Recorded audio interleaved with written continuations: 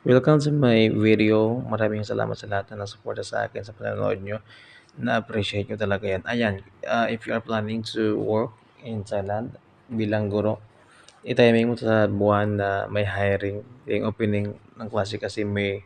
So, mas okay pag April kakatapusan o first week of May punta ng Thailand. Yung second semester na sa October. Ayun guys, dito simple lang. Ayan, pumunta kami dyan sa river dito sa Ratchaburi, Thailand. Napakaganda. Maliwalas. Libre lang yan. Walang entrance dyan. Pag relax ka, pagbaba mo dyan sa baba, meron dyan kung gusto mo magpa-massage, Thai massage, 150 baht ang bayad. Mura na siya. So, maraming nagdo-date, maraming nabigo, maraming masaya, maraming malungkot.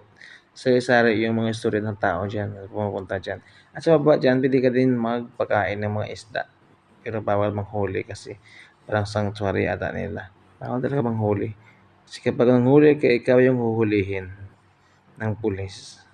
So, irespeto natin ang kanilang mga pananampalataya dahil tayo ay dayuhan sa isang bansa. So, ayun guys, para-update ka lagi sa aking mga video dito sa Thailand.